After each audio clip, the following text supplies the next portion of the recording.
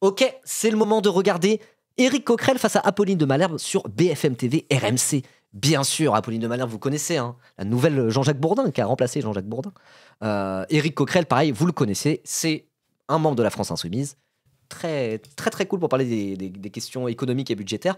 Et c'est aussi accessoirement le président de la commission des finances à l'Assemblée nationale depuis maintenant 2022. Donc vraiment, il a une légitimité à parler de toutes les questions budgétaires, etc., en qualité de commission de la présidente des finances, de président de la commission des finances. Et en plus, il est cool. Voilà. Et généralement, Éric Coquerel, quand il est invité, que ce soit sur BFM ou d'autres chaînes, il se fait un peu moins chier dessus par les journalistes que beaucoup d'autres à la France Insoumise, parce qu'il a une posture vraiment très posée, à parler très sérieusement des questions économiques et budgétaires, etc. Donc, généralement, c'est des interviews qui sont assez intéressantes à regarder, puisque on lui laisse un peu plus de place pour parler, et c'est un peu moins dans la diabolisation et l'attaque systématique. Ça dépend. Ça dépend des fois, mais là, on va voir. Donc, c'est parti. BFM TV. 8h29 et vous êtes bien sur RMC et BFM TV. Bonjour Éric Coquerel. Bonjour.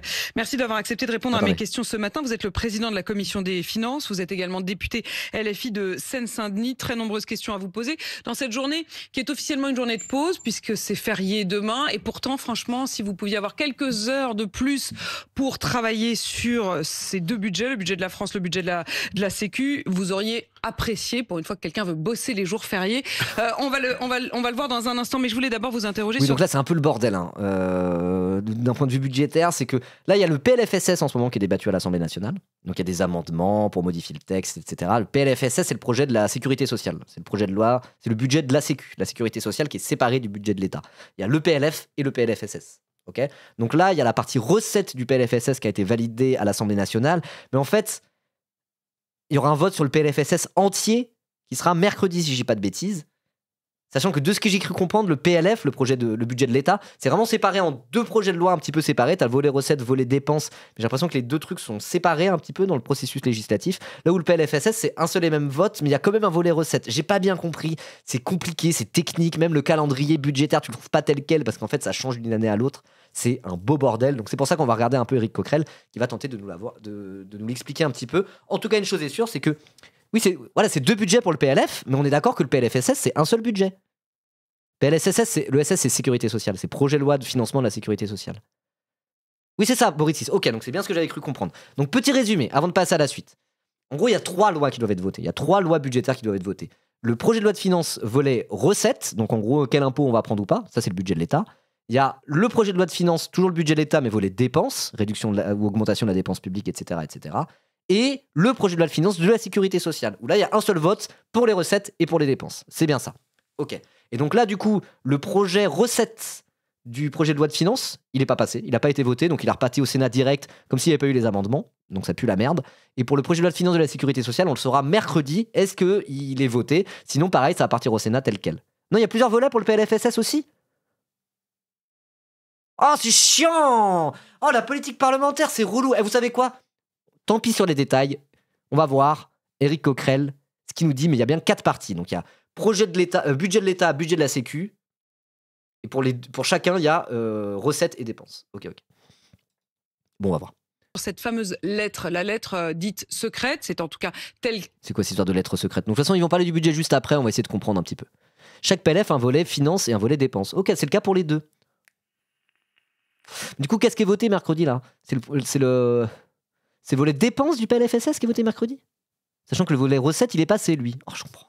Quelqu'un veut bosser les jours fériés.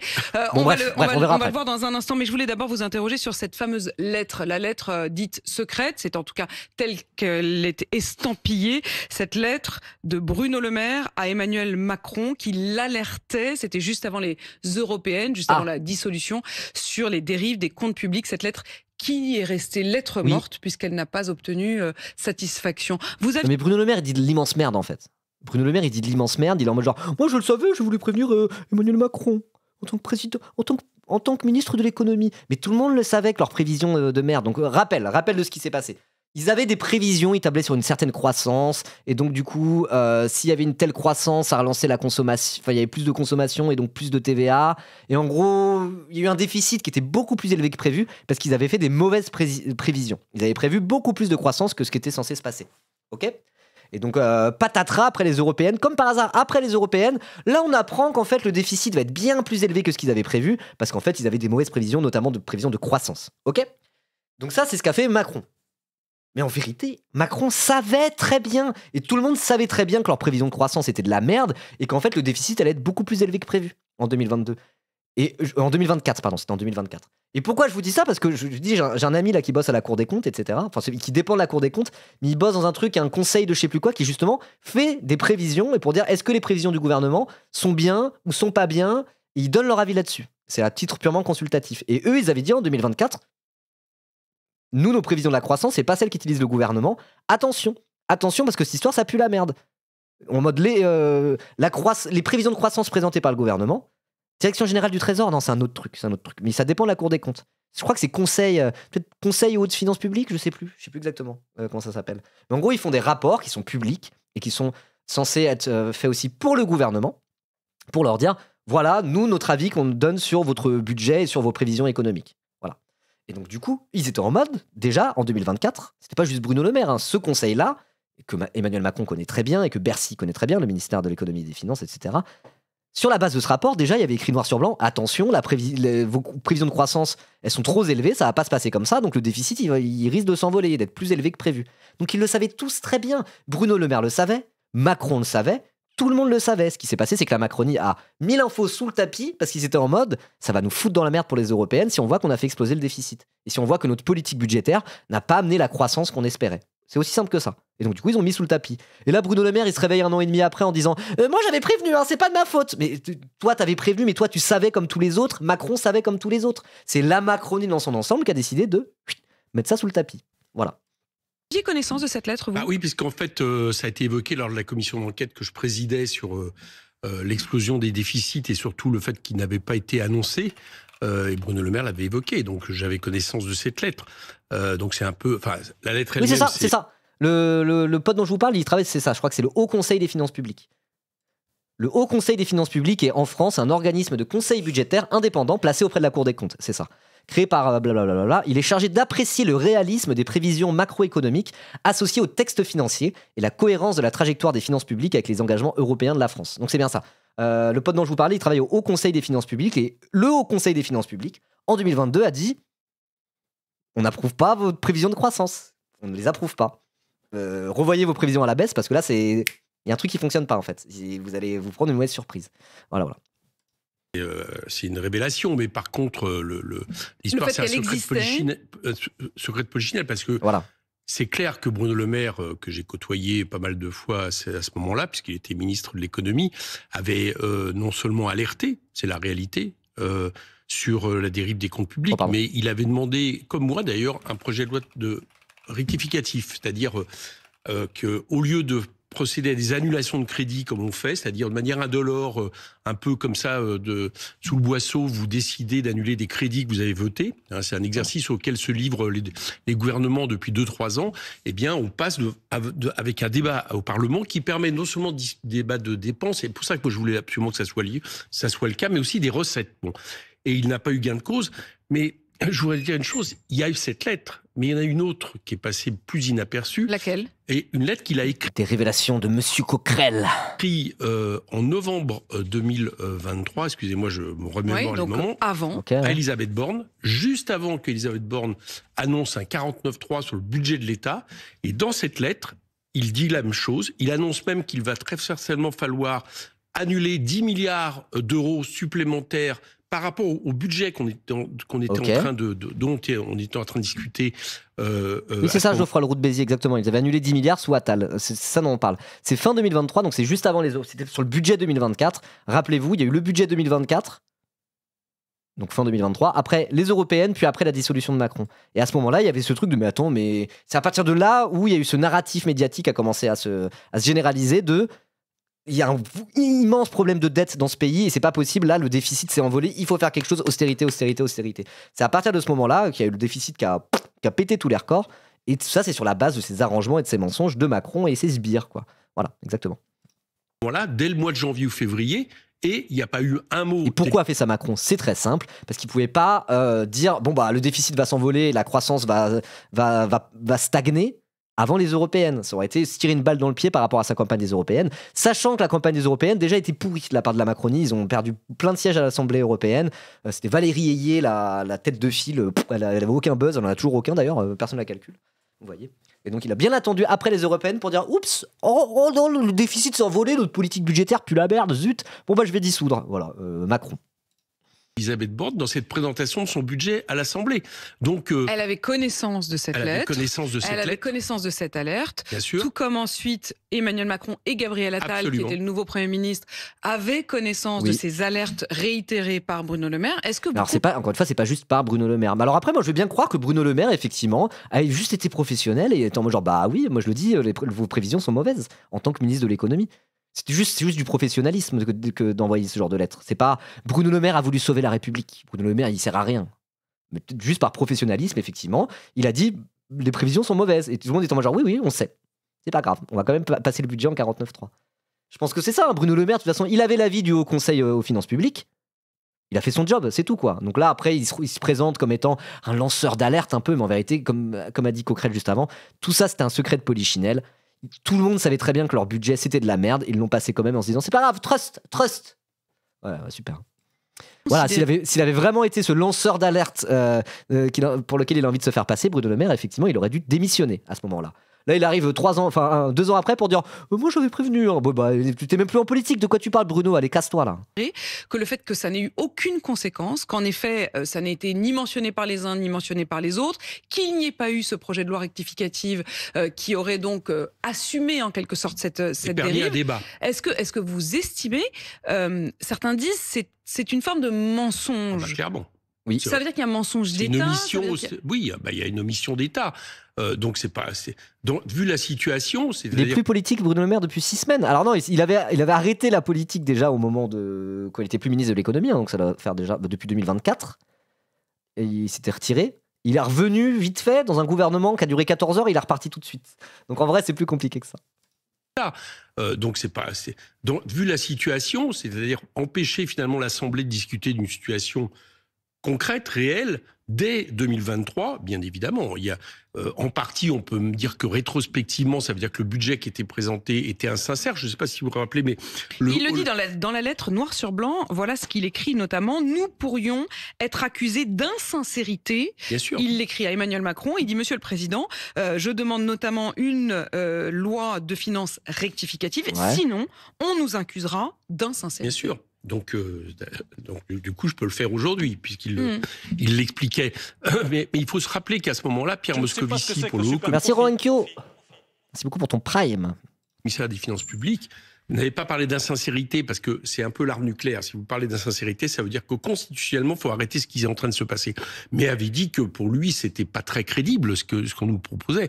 Donc, il y a eu des alertes. Enfin, faut pas faire comme si on a entendu après le gouvernement nous dire mais non, on ne pouvait pas savoir. Il y a eu des alertes en tous les sens. Le ministre de l'économie, c'est ce qu'on apprend, lui-même a alerté la première ministre, a alerté le président de la République, et rien n'a été suivi des faits. Est-ce que ça veut dire qu'aujourd'hui, il y a quand même un problème démocratique? C'est-à-dire que la situation dans... Oui, non mais ce qui est drôle, c'est qu'elle a Éric Coquerel en face, elle pose la question, pour vous il y a un problème démocratique, monsieur Coquerel? Il a la France Insoumise.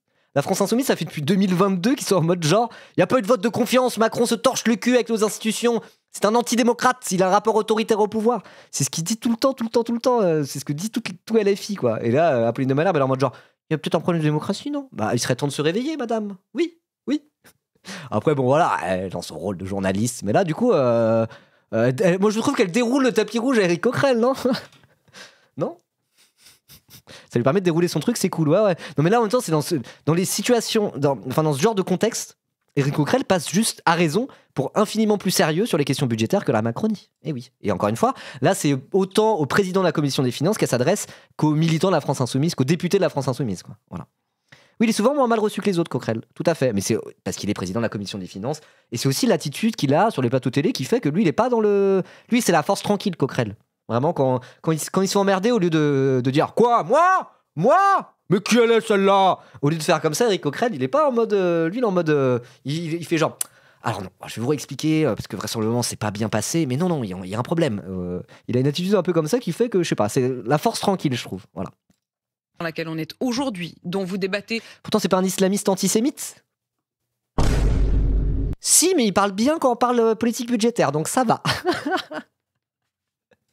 Tous les jours à l'Assemblée, qui a également entraîné... en arrière, je ne sais plus dans sa question. Rien n'a été suivi des faits. Est-ce que ça veut dire qu'aujourd'hui, il y a quand même un problème démocratique? C'est-à-dire que la situation dans laquelle on est aujourd'hui, dont vous débattez tous les jours à l'Assemblée, qui a également entraîné les questions de négociation entre les différents partis au sein de l'Assemblée, la question de la censure, pas la censure. Merci Noah pour le Prime. Merci beaucoup pour tes 3 mois. Tout ce que l'on vit aujourd'hui, la question des hausses d'impôts, des baisses de dépenses, tout cela, ça découle aussi de ça. Est-ce que ça aurait été différent? Bonne question un peu, on y répondra après. Juste d'abord, je lis ce commentaire. Si la FI arrive au pouvoir, est-ce que tu penses que les médias vont se ranger du côté du pouvoir ou bien ils vont accentuer leur propagande? Alors, comment te dire? C'est même pas juste les médias, en fait. Si jamais LFI arrive au pouvoir, il va y avoir une mise en branle du camp du capital. Vénère. Les marchés financiers... la machine médiatique aux ordres des milliardaires, tout ce beau monde va se mettre en ordre de marche, en guerre contre le pouvoir insoumis. C'est sûr et certain. C'est même quasiment, moi, le truc qui me fait envie que Mélenchon ou la FI arrive au pouvoir. C'est pour voir un peu cet affrontement et voir comment la FI réagirait par rapport à la guerre qui va se mener contre eux, quoi.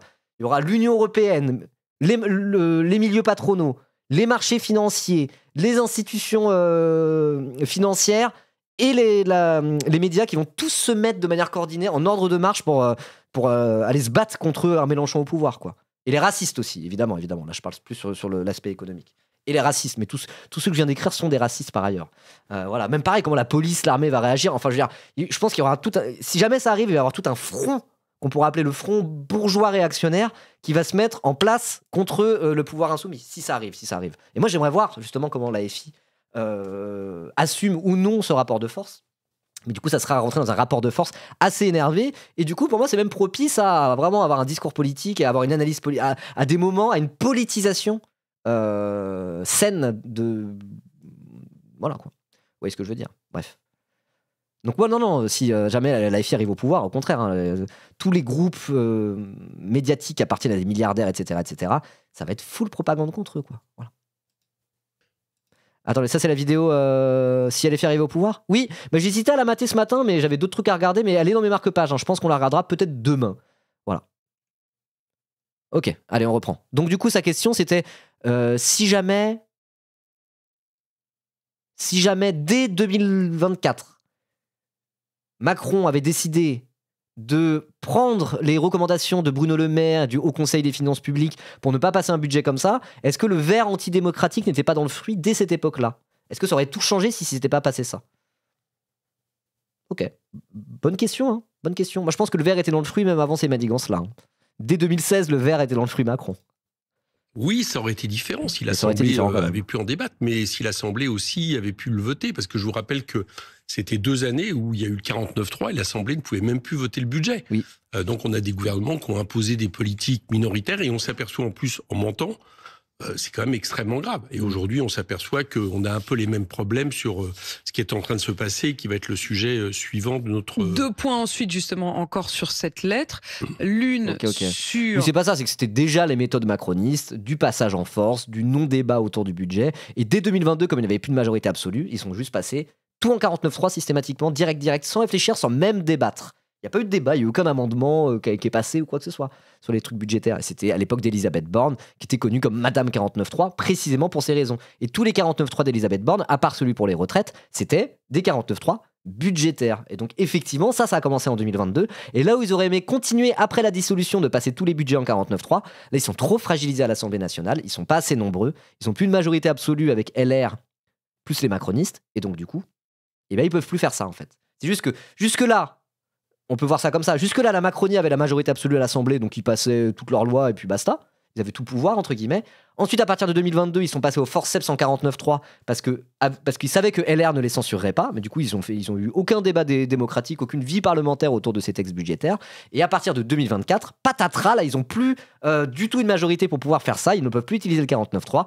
Et donc, c'est toute cette crise de régime, toute cette crise budgétaire dans laquelle on est empêtré depuis 1 an et demi. En fait, c'est juste que les macronistes veulent continuer à appliquer leur méthode antidémocratique sur les projets de loi budgétaires et ils ne peuvent plus. Et c'est ça qui explique la crise qu'on est en train de traverser en ce moment. Voilà. Moi, ça serait mon analyse. Salut Ribo, à tout le monde, tu streams tous les jours et à quelle heure? Non, je stream à peu près 3 matins par semaine, ça dépend des jours. Le mardi et le jeudi principalement, sans ça je commence entre 9h30 et 10h. Et un mercredi sur 2 à 11h avec l'Humanité. Voilà. Abonnez-vous. La question démocratique, on est juste avant une échéance électorale, juste avant les européennes, et semble-t-il, ce que laisse entendre Bruno Le Maire, c'est que c'est pour ça que la sincérité... Merci Rack Pouf Pouf pour ton 15e mois, merci beaucoup. Bruno Le Maire a raison. Hein. Bruno Le Maire a raison. Ils ont mis ces infos sous le tapis. Ils ont fait semblant que leur budget était bon et allait pouvoir réduire le déficit et augmenter la croissance, etc. Alors qu'ils savaient que leur budget puait la merde et que ça allait faire exploser le déficit. Ils l'ont caché parce qu'il y avait les européennes et du coup ils voulaient ne pas se faire niquer aux européennes à cause de ça, quoi. Oui, là-dessus Bruno Le Maire a raison, je le dis. N'a pas été au rendez-vous parce que Emmanuel Macron, peut-être même Gabriel Attal, craignait, dit-il, que les élections soient mauvaises pour eux. Et donc, il valait mieux ne pas le dire aux Français. Mais vous pouvez... il a raison. Hot take, avis brûlant. Bruno Le Maire a raison.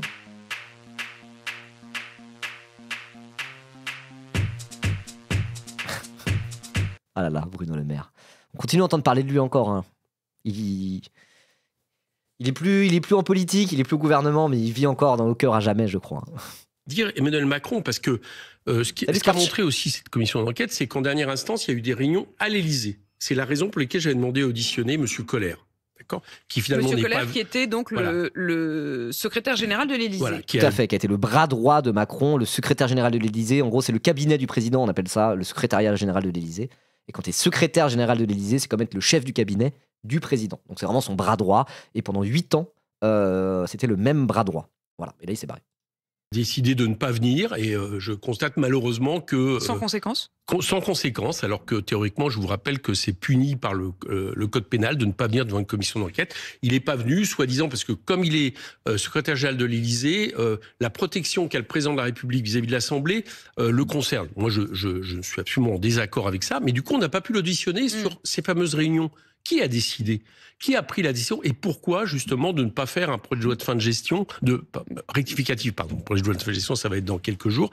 Je trouve que ça aurait été intéressant pour les Français de savoir jusqu'où vont les responsabilités. À mon avis, elles vont au niveau d'Emmanuel Macron. Et la prise de décision, autre question aussi. Il a raison. Les 20 milliards. C'est la faute à Macron. Tout ça, c'est la faute à Macron. De toute façon, on parle de la Macronie pour parler de la Macronie. Donc oui, s'ils cherchent un responsable, ils l'ont devant vous. Qu'ils viennent me chercher. Voilà, hein. Relire Emmanuel Macron lui-même. Hein. Tout ça, c'est lui. Hein. C'est son œuvre. Dans ses explications, Bruno Le Maire, il y a une chose sur laquelle il n'est pas capable d'apporter une explication. Ce sont les 20 milliards de recettes espérées qui ne sont jamais arrivées. Et il dit... Moi, j'ai l'explication. Je ne sais toujours pas aujourd'hui ce que c'est devenu. Moi, je le sais, je le dis. C'est la politique pro-business d'Emmanuel Macron. D'exonération des cotisations sociales, de cadeaux fiscaux aux entreprises et aux grandes entreprises en particulier qui ont eu la plus grosse part du gâteau. Le but, l'idée, d'après Macron et ses sbires et d'après les néolibéraux, c'est que ça, du coup, en faisant des cadeaux aux entreprises, ils vont créer de l'emploi. S'ils créent de l'emploi, ça va créer de la consommation. S'il y a de la consommation, ça crée de la croissance et ça fait rentrer de la TVA dans les caisses de l'État. Et donc, du coup, voilà, super. On nous fait des cadeaux aux patrons, les patrons créent de l'emploi, ça relance la machine économique, il y a de la TVA qui rentre via la consommation, et tadam, il y a 20 milliards d'euros à la fin. Sauf que quand tu fais plein de cadeaux fiscaux aux grandes entreprises, elles créent pas de l'emploi, elles s'en battent les couilles, elles le font parfois un tout petit peu, si c'est dans leur intérêt, mais sinon ils sont en mode merci pour l'argent, let's go, tout ça va partir dans les dividendes. Voilà. Et donc à partir du moment où il n'y a pas eu ce fameux ruissellement, finalement, c'est un peu cette théorie du ruissellement quelque part, ou du premier de cordée, moi je préfère le terme de premier de cordée. Bah en fait ça s'est pas passé. On fait des cadeaux aux entreprises, des cadeaux fiscaux aux grandes boîtes, elles ne créent pas d'emploi, donc il n'y a pas de consommation, donc il n'y a pas de croissance, donc les rentrées fiscales ne viennent pas, quoi. Donc moi j'aurais envie de répondre à Bruno Le Maire qui dit « Je ne comprends pas, pourquoi il n'y a pas eu ces 20 milliards ?» C'est parce que votre politique budgétaire et votre politique fiscale pro-business ne fonctionnent pas, pour une simple et bonne raison, c'est que la bourgeoisie possédante joue pour ses propres intérêts de classe. Si elle n'a pas un intérêt à créer de l'emploi pour ses profits, elle ne crée pas d'emploi. Et là, c'est ce qui s'est passé depuis 8 ans. C'est ce qui se passe depuis 8 ans. Voilà. Alors là, c'est le défaut de Bruno Le Maire, je dirais, avec qui j'ai des dialogues assez intéressants, mais on ne partage pas du tout la même analyse politique. Vous avez vu comment il a l'attitude Coquerel dans les médias? Et moi, genre, Bruno Le Maire est un homme que je respecte, nous avons beaucoup travaillé ensemble par le passé, car j'étais président de la commission des finances. Cependant, je trouve qu'il dit complètement de la merde et que c'est un gros œil, mais je respecte l'homme. Il est presque en train de dire ça, c'est assez intéressant de voir un peu le style Coquerel sur les plateaux télé, je trouve que c'est, pour un insoumis, il a un style qui n'est pas forcément le style le plus classique à LFI. Mais c'est parce que c'est le président de la commission des finances. Moi, je trouve que médiatiquement, c'est un très très bon élément à avoir dans la FI Coquerel. Voilà. Et l'objectif de la commission d'enquête, alors dans la commission d'enquête, certains ont dit que c'est des problèmes techniques. Moi, j'ai toujours dit que c'était des problèmes politiques. C'est-à-dire qu'ils avaient tellement foi dans leur politique de l'offre qu'ils ont cru que les années qui ont suivi le Covid, où vous avez eu une relance de l'activité économique, puisque l'activité économique était au fond de la piscine. En un an, on est revenu à la surface. Donc, qu'est-ce que ça a fait? Ça a généré beaucoup d'impôts. Et ils se sont dit, ça génère beaucoup d'impôts, ça veut dire que notre politique de réduction des impôts fonctionne. Bon, voilà. En réalité, elle ne fonctionnait pas. Alors, il dit réduction des impôts, moi je disais exonération de cotisations sociales, mais politique pro-business, tout ça, c'est à peu près la même chose, quoi. Ils se sont dit, youpi, ça marche, la croissance va repartir. Mais en fait, si les années précédentes, la croissance est repartie, c'est parce qu'on sortait du Covid. C'était pas leur politique budgétaire. Leur politique budgétaire, ça sert uniquement à jeter des milliards et des dizaines et des centaines de milliards par les fenêtres pour que des grands groupes et des multinationales continuent de s'empiffrer sur le dos des travailleurs et sur le dos du contribuable. Voilà. Et du coup, ils étaient en mode mais ça marche bien, regardez, on a de la croissance. Non, la croissance, c'était pour des raisons qui étaient totalement extérieures à leur politique budgétaire, qui était sortie du Covid. Voilà. Quand on est revenu à une année normale, eh bien, les impôts ont baissé. Mais comment on peut se tromper de 20 milliards d'euros ? Mais ça fait justement 20 milliards entre la TVA en moins, entre l'IS en moins, entre l'impôt sur le revenu en moins. Eh bien, quand vous avez une activité économique qui se réduit et que vous avez baissé les impôts, vous avez moins de recettes. C'est exactement ce qui s'est passé. Et je pense que ça sonne aussi l'échec de leur politique. Voilà. Je rejoins tout à fait le constat de monsieur le président de la commission des finances. En rejoint ce que je disais juste avant. Les débats se sont interrompus hier soir minuit. Mais franchement, c'est pour ça, normalement, t'es en français normal, pas très politisé. T'es pas très politisé, tu suis ça vite fait, de fou. Normalement, t'allumes BFM TV à 8h30 du matin, tu vois Éric Coquerel face à Pauline de Malherbe. Logiquement, t'es en mode, mais ces gens-là sont très sérieux. Ils ont l'air de dire vrai. Je leur ferais confiance, moi, de mettre la France entre leurs mains d'un point de vue économique et budgétaire. Ils ont l'air d'être carrés de fou. Et je pense que ça sonne aussi l'échec de leur politique.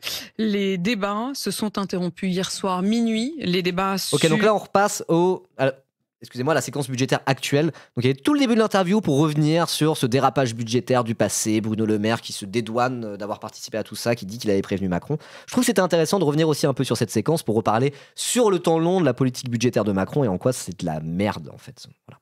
Mais là, on passe à la séquence budgétaire actuelle. Donc, rappel, là, c'est le projet de loi de finances de la sécurité sociale qui est actuellement discuté à l'Assemblée. Donc là ça va être technique, ça va être un peu compliqué. Je suis pas sûr d'avoir vraiment tout bien compris. En tout cas, une chose est sûre, c'est qu'Éric Coquerel va nous aider à mieux comprendre tout ça.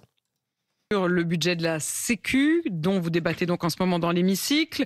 Demain, il n'y aura pas non plus de débat puisque c'est une journée fériée avec le 11 novembre. Et il reste toujours des centaines d'amendements qui restent à étudier jusqu'à... 450 à peu près.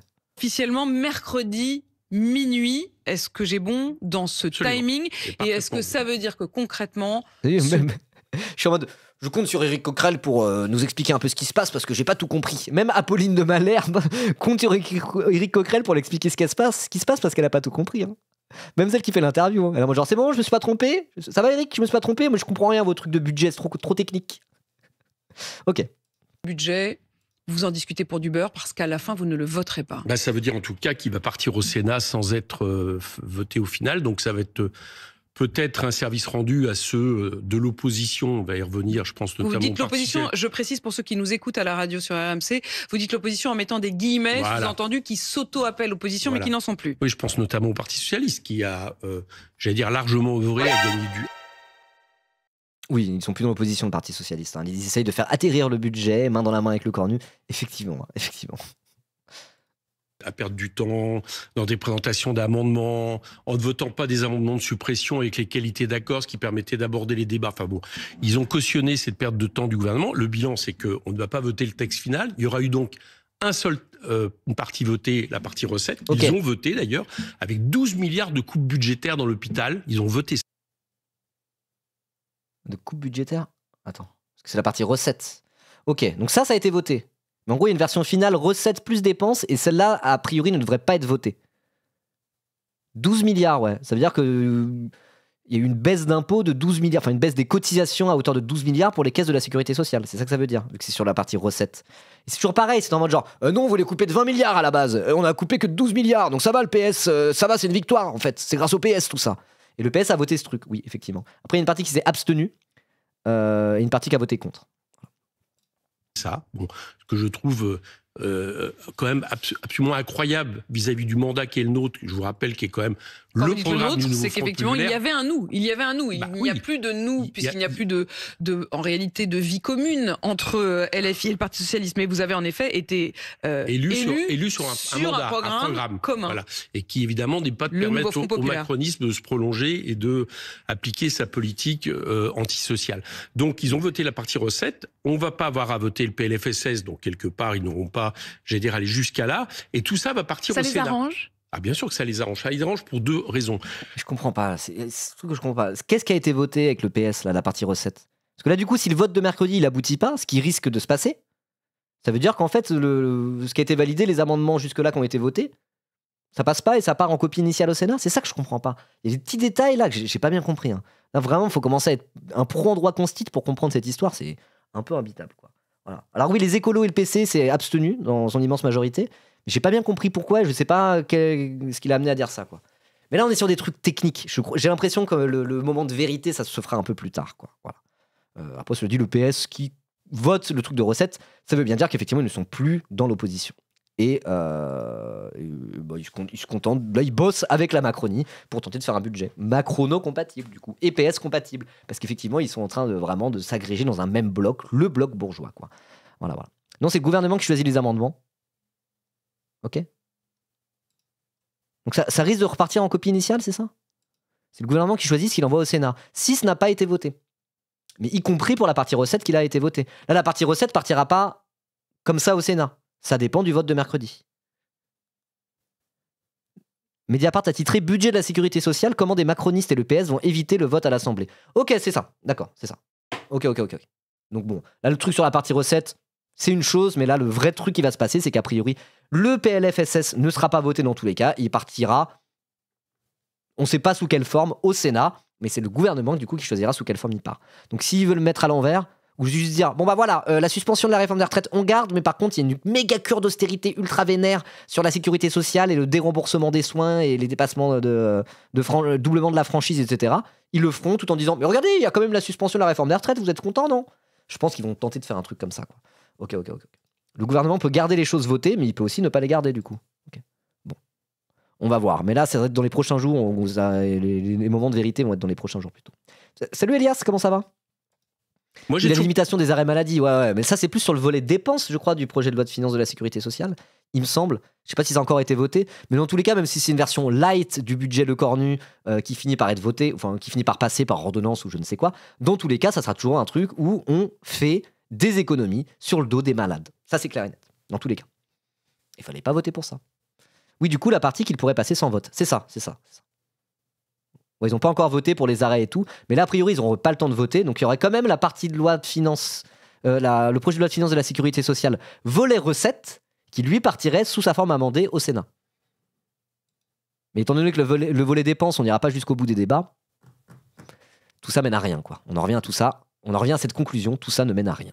Vous pensez que la stratégie du gouvernement...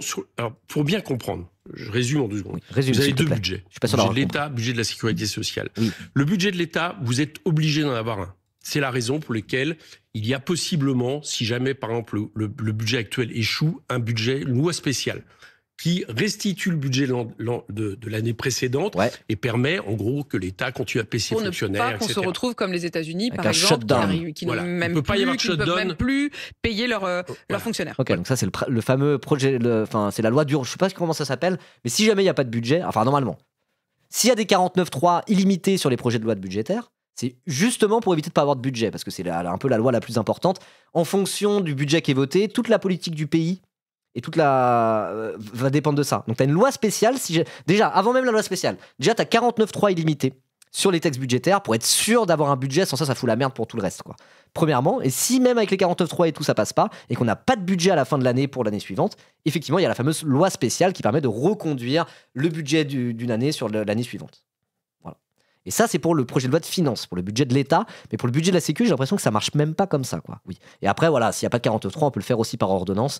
Mais si il n'y a pas de 49.3, ça passe pas par ordonnance et qu'on se retrouve juste sans budget, normalement, il y a un mécanisme pour reporter sur l'année suivante le même budget. Voilà. Mais ça, par contre, s'il y a une dissolution qui arrive trop tard dans l'année, il ne pourra pas y avoir la loi spéciale sur le budget. Voilà. Bon, il va expliquer après. Il ne peut pas y avoir de shutdown en France, contrairement à ce qu'ont dit certains l'année dernière. Bon, ça, vous l'avez sur le PLF, donc on va y revenir après. Sur le budget de l'État. Voilà. Sur le budget de la sécurité sociale, c'est impossible. Vous n'avez pas de loi spéciale. Okay. Donc le gouvernement a deux solutions. Première solution, il sait que son opposition va voter contre. Elle est majoritaire si toutes les oppositions votent contre. Et il va tenter les ordonnances, c'est-à-dire il va tenter de dépasser le délai de 50 jours qu'a le Parlement dans son ensemble pour examiner le projet de loi de la sécurité sociale. Et les ordonnances... Wow, c'était une très bonne prestation, là. Fallait pas bafouiller maintenant. Éric! Le Parlement dans son ensemble pour examiner le projet de loi de la sécurité sociale. Pour la sécurité sociale. En même temps, dire le projet de loi de financement de la sécurité sociale, c'est un peu un tongue twister, hein. Les chaussettes de l'archiduchesse sont-elles sèches, archi-sèches? Le projet de loi de financement de la sécurité sociale. Ouais, c'est pas évident, hein, c'est pas évident. Même moi, je l'ai dit plein de fois, j'ai bafouillé aussi. Et les ordonnances restituent le budget initial. Ok. Et puis la deuxième ceinture de sécurité, c'est celle que lui, apparemment, pourrait peut-être lui offrir le Parti socialiste, et si une de ses oppositions vote pour le texte. Bon, voilà, donc il a ces deux ceintures de sécurité, il avance, et ce que je constate, c'est que le Parti socialiste lui a facilité le travail en... j'allais dire, permettant que les débats traînent, etc. Donc on va s'approcher dangereusement des limites avant que le texte parte au Sénat de ces fameux 50 jours, mais aussi en votant la partie recettes, ce qui laisse espérer au gouvernement qu'à la fin, le Parti socialiste pourrait voter le projet de loi de finances de la sécurité Éric sociale. Coquerel. Ok, donc dans tous les cas, il y aura un budget de la sécurité sociale qui devrait passer, avec ou sans le Parti socialiste. Donc Macron, il est en mode, c'est bon, je vais baiser tout le monde, let's go. Censurez-moi ce gouvernement tout de suite, putain. Voilà, je me dis, le PS va pas le faire. Après, je sais pas, ça se trouve mercredi, patatras, ils vont faire un volte-face et dire on censure. Là, c'est le moment de dissoudre. Après, on n'aura plus le temps. Je sais pas, on verra, mais je pense pas. Mais du coup, ils se sont tirés une balle dans le pied, le PS. C'est ça le truc. C'est que là, ils se sont tirés une balle dans le pied, assez vénère en réalité, quand tu regardes bien. Parce que là, du coup, ils sont en mode, ils ont franchi le Rubicon. Faire volte-face, voter la censure, provoquer une dissolution en mode genre bon, bah, on n'est pas satisfait. On n'est pas satisfait par ces négociations. Et à un moment donné, ils peuvent quasiment déjà plus le faire, en fait. Je parie que jamais le PS ne censure. Bah ouais, mais du coup, là, ils vont vraiment acter leur coopération avec la Macronie, quoi. Et donc ça les sort totalement de l'espace de la gauche. Totalement. Sachant que s'associer à la Macronie à un moment donné où la Macronie est en train est dans un niveau de décrépitude extrêmement avancé et en train de clamser, la bouche ouverte, vraiment, le move est complètement con. Le move est complètement con de la part du PS. En tout cas, voilà. Il n'y aura plus la question de... La question ne se pose plus de union ou pas union en cas de dissolution avec le PS, parce que là, ils ont décidé ils ont acté leur stratégie de sortir de la gauche, littéralement. Là, ils l'ont acté pour de bon, quoi. Sur toute cette séquence, en tout cas. Aïe, aïe, aïe. Les débats, je le disais, se sont interrompus hier soir. Pourtant, certains chez vous... S'ils ne censurent pas avec un passage aux ordonnances, je ne comprends pas comment ils le justifient. Bah, sauf si le PLFSS a réussi à être voté avant, parce qu'ils ont trouvé des compromis. Mais pour le budget de l'État, ça va être compliqué aussi. Hein. Ça m'étonnerait qu'ils votent, enfin, vous voyez. Mais après, le truc, c'est qu'ils s'ils censurent au moment des ordonnances... Je sais pas. S'ils censurent au moment des ordonnances pour éviter le passage en force, est-ce qu'il y aura une dissolution derrière? Vous voyez? Et là, on rentre dans l'inconnu, quoi. Oh, je sais pas, on verra. Affaire à suivre, hein, on verra dans les semaines qui viennent, mais là, on rentre trop dans l'inconnu, je peux pas vous donner mon analyse. Avait demandé à siéger... Bon, bref, du coup, ouais. Alors, la suite.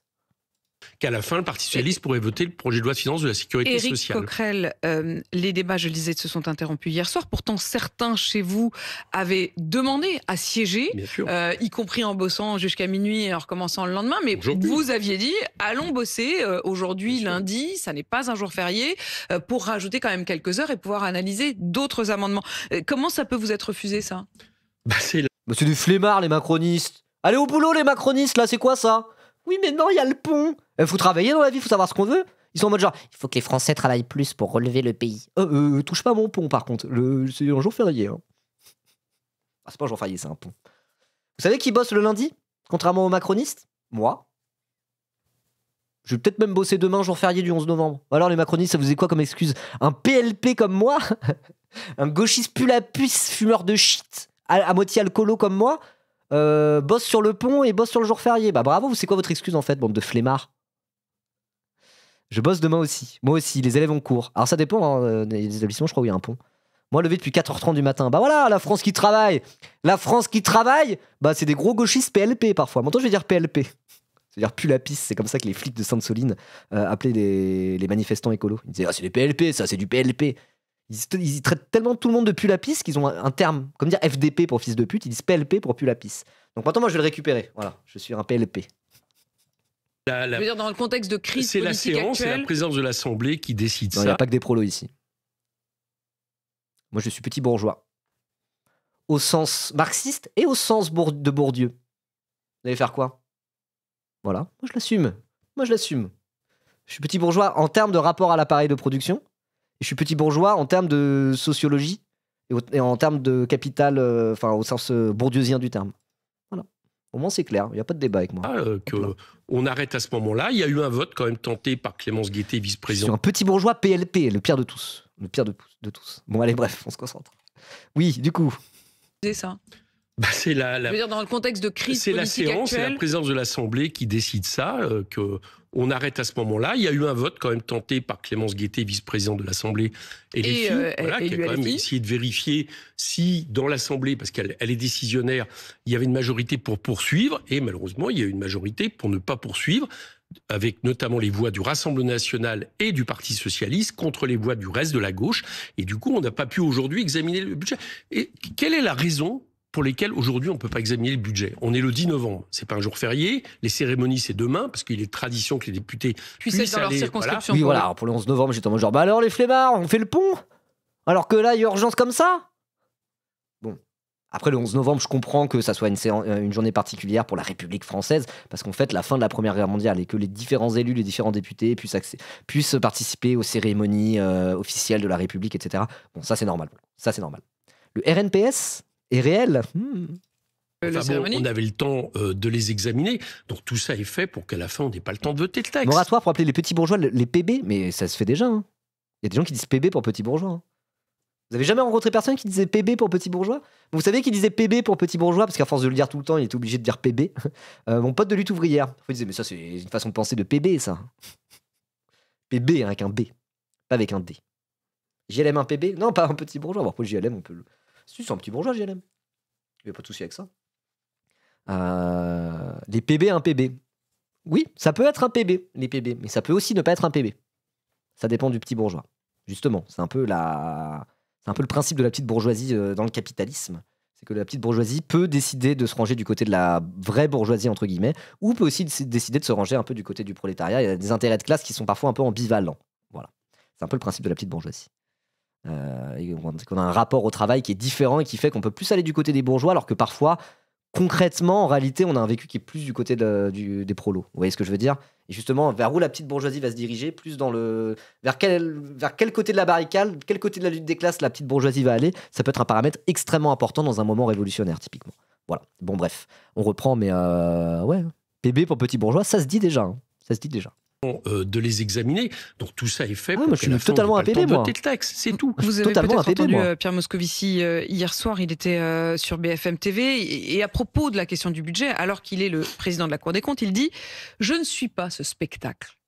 Ça ne sert à rien. Il explique qu'au fond, regarder au jour le jour ce qui se passe à l'Assemblée, de toute façon, est un spectacle politique qui ne dit rien de ce qu'il y aura à la fin. Hot take. Je suis d'accord avec Moscovici. Moscovici a raison.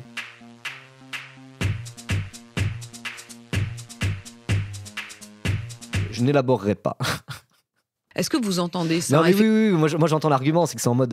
Enfin, moi qui commente en plus, pas quotidiennement, mais qui commente, c'est mon métier de commenter la politique et de commenter aussi toutes ces discussions budgétaires, sachant que je ne me suis pas spécialisé. Mais voilà, je m'intéresse à la chose budgétaire pour de vrai. Take de PB. Qu'est-ce que je voulais dire? Oui, à un moment donné où tout ça, il y a un jeu de posture politique évident de la part d'à peu près tout le monde, en vérité, certains plus que d'autres, notamment le PS beaucoup plus que d'autres. Le RN, c'est vraiment que du flanc, etc., etc. LFI est plus droit dans ses bottes à ce niveau-là, elle est plus carré et a une ligne claire depuis le début. Bref, peu importe. Mais en tout cas, oui, il y a tout un jeu de posture et un jeu politicien autour de ces discussions budgétaires qui fait qu'à la fin, tout ça n'aura servi un peu à rien. En fait, la vraie utilité de tous ces débats budgétaires, plus que sur quelle copie à la fin du débat, c'est quel positionnement peut avoir les différents partis, quelle posture peut tenir les différents partis dans un exercice qui est plus de l'ordre de la communication que vraiment de la discussion budgétaire, quoi. Effectivement, il y a un mélange de genres là-dedans, quoi. Effectivement. Donc je suis un peu d'accord avec Moscovici, tout ça va influencer que assez peu la copie finale et l'issue de ces discussions budgétaires. Ça, je suis un peu d'accord. Tout ça, c'est un peu du flanc. Effectivement, cette incapacité. Mais on peut quand même l'analyser aussi pour voir au moins un petit peu les tendances et la ligne de chaque groupe parlementaire, ce qui permet de mieux apprécier la situation malgré tout. Voilà. Analyser les différentes postures et les différents éléments de communication politiciens, on va dire, des différents partis et des différentes organisations, c'est pas inintéressant. Mais d'un point de vue de budget pur, si tu t'en bats les couilles de la politique politicienne et que ce qui t'intéresse, c'est vraiment quel budget il y aura à la fin de l'année, effectivement, il n'y a pas forcément tant de choses que ça à analyser. Mais sur l'aspect plus politique, parce que l'Assemblée nationale, c'est pas juste gérer l'État. Il y a une partie où c'est de la gestion de l'État à travers le pouvoir législatif, etc.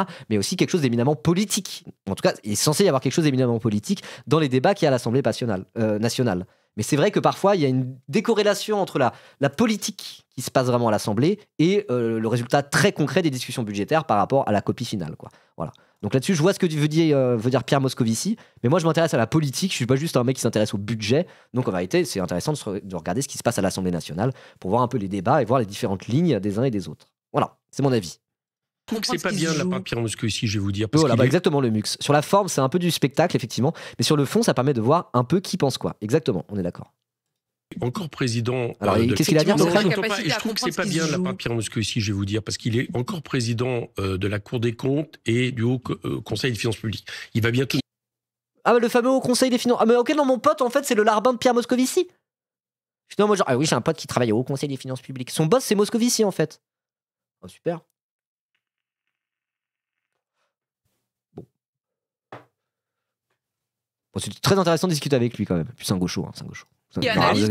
Pierre Moscovici, il est pour la taxe Zuckman ou pas? Juste pour savoir. Je crois pas, hein. Bah moi, mon pote, il est pour la taxe Zuckman. Voilà. De toute façon, en vrai, vous n'avez pas à savoir ce qu'il pense. Il travaille au Haut Conseil des finances publiques, ses infos sont privées. Louis CJX. Envoie-moi un MP. Envoie-moi un MP STP Louis CGX. Par MP. Justement, le budget et la véracité et la sincérité du budget. Il n'a pas à avoir un regard comme. On a peut-être une connaissance en commun, effectivement. Mais t'es qui, toi? Tu sors d'où? Envoie-moi un MP plutôt. Ou un mail, n'importe où. Trouve mon contact, on parle de ça en MP. Comme ça sur l'Assemblée nationale. Donc je vous le dis. Ah non, tu parlais de Pierre Moscovici? Ah non, Pierre Moscovici. Non. C'est une vanne. Ok, non, mais j'ai rien dit. Non, mais parfois il y a des gens qui ont le même prénom et du coup j'ai tout whippin. Bon, bref, peu importe, on s'en bat les couilles. Oui, le Haut Conseil des finances publiques, oui, Pierre Moscovici. Alors pourquoi Pierre Moscovici aurait dû mieux faire sa gueule l'après Coquerel? Et la sincérité du budget. Il n'a pas à avoir un regard comme ça sur l'Assemblée nationale. Donc je vous le dis, parce que c'est pas un spectacle. Voilà. Ce qui se passe, c'est que par contre, on a, j'allais dire, un faux semblant. Le faux semblant, c'est que le gouvernement a dit je ne ferai pas de 49.3 cette fois-ci, contrairement au gouvernement précédent que je vous décrivais tout à l'heure. Et donc, c'est l'Assemblée qui va pouvoir décider. Mais en réalité, il sait qu'il a suffisamment de possibilités avec lui pour que, à la fin, ça soit le texte qu'il a voulu, ou en tout cas le texte qu'il accepte. Encore une fois, je le disais tout à l'heure, ça donne le sentiment que vous débattez pour du beurre. Un peu, ouais. Ça donne le sentiment qu'on a un gouvernement minoritaire. Bah voilà, mais ils débattent pour du beurre parce que la Macronie s'en bat les couilles des débats parlementaires. Et dans tous les cas, ne fonctionne qu'au passage en force depuis le début. Donc c'est ça qui fait que les débats comptent pour du beurre à la limite. Les débats ne sont pas du beurre en soi. Mais à la fin, ça va compter pour du beurre parce que Macron, il en a rien à branler. Voilà, Macron et ses sbires. Merci Pidget Twix pour les 5 subs offerts, formidable. Merci beaucoup. Let's go. Qui impose un programme minoritaire et que la 5e République, que ce soit à travers ces ordonnances incroyables qui permettent à un gouvernement d'imposer des ordonnances sans qu'il y ait de vote ou en essayant de jouer et de compter sur le Parti socialiste depuis maintenant 1 an pour lui permettre d'avancer, va en réalité faire comme s'il y avait un débat démocratique, comme si nous étions décisionnaires, mais à la fin du fin, espérer passer son texte. Donc là, il y a vraiment un problème démocratique. 2 points très concrets, parce que ce sera au menu. J'ai rien à rajouter. Discussion mercredi, puisque vous reprenez mercredi le débat, l'un sur les retraites, l'autre sur les ruptures conventionnelles. Les retraites, la suspension de la réforme. Ça va être compliqué, hein. Il reste 450 amendements à analyser en une journée, dont un des débats sur la retraite. Ce qui va probablement prendre un peu de temps à l'Assemblée, hein, les discussions. Donc autant dire que le projet de loi de finances de la sécurité sociale, volet dépenses, ils vont pas être votés. Hein. On n'ira pas jusqu'au vote. Hein. Non.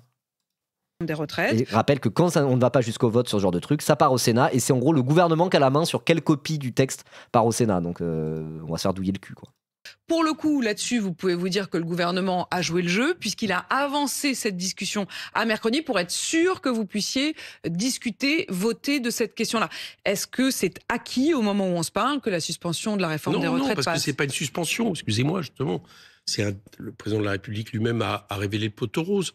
C'est un décalage de 3 mois seulement. Et oui. C'est ça qui est proposé. Et en échange de ce décalage... Ça, c'est fou quand même. Je vais revenir dessus 2 secondes. C'est fou, quoi. T'as tous les macronistes et le PS qui sont en mode genre non, c'est des millions de Français concernés, c'est une suspension, let's go, on va le passer ce budget. Macron, il arrive derrière pour foutre la merde. Il est en mode genre, il veut rassurer les marchés financiers, il veut rassurer le patronat, il veut rassurer la droite. Il est en mode genre non, c'est pas une suspension, c'est un simple décalage. Moi, je suis d'accord avec l'extrême gauche là-dessus, c'est du foutage de gueule, vous inquiétez pas. On continue à faire une politique bien libérale. Hein. La réforme de la retraite, c'est acté, on va pas revenir dessus. Que Macron dise la même chose que la gauche, parce que il est sincère, juste, il est plus sincère que les autres. Il fout la merde comme ça. Enfin, il est plus sincère sur cette question-là, quoi. Il a eu la sincérité de dire non, c'est de la douille. Effectivement, c'est de la douille. Parce qu'il s'adressait pas aux Français directement, il s'adressait plus à qui veut bien l'entendre, quoi. Vous voyez ce que je veux dire ? Je trouve ça assez fou. Que Macron arrive, il s'en bat les couilles. Il arrive, il est en mode non, c'est pas une suspension, hein, c'est un décalage, comme le dit Éric Coquerel. Et du coup, ce qui permet à Éric Coquerel derrière d'arriver et dire non, comme le dit Macron, c'est pas une suspension, c'est un décalage. Bon, au moins c'est clair. Tout ça, c'est de la douille. Et plus largement, ils vont essayer de nous jouer le fétichisme de l'âge pivot. Moi, je vais l'appeler ça comme ça.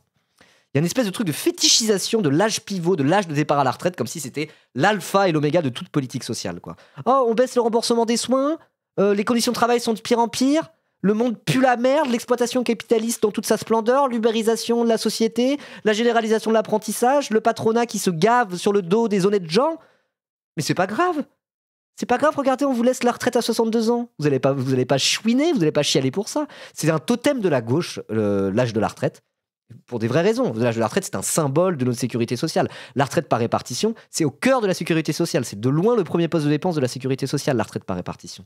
Donc que la question de l'âge de départ à la retraite, de par le poids que ça a, même d'un point de vue vraiment financier, dans le budget de la sécurité sociale, et de par le symbole que c'est, en mode genre, voilà, c'est le moment où on arrête de se faire exploiter, donc c'est bien. Je veux dire, c'est normal que ça soit un totem de la gauche. Mais faut pas se faire avoir à ce jeu-là. Parce qu'à trop fétichiser l'âge de départ à la retraite, au final, on en oublie tout le reste. Alors que c'est que un paramètre. Imaginons, on garde la retraite à 64 ans, mais on a la semaine de 4 jours, payé 5. Semaine de 4 jours, 32 heures, payé 35, ou ce genre de choses-là. La semaine de 28 heures, je sais plus c'est quoi le projet exactement. Bah banger, moi je prends. Il n'y a pas que l'âge pivot dans la vie. Si tu augmentes le niveau de vie de tout le monde, tu augmentes les salaires, tu augmentes la qualité du travail, tu baisses la durée, pas la durée de travail, mais tu baisses c'est quoi le mot que je cherche ? Enfin, tu fais la semaine de 4 jours.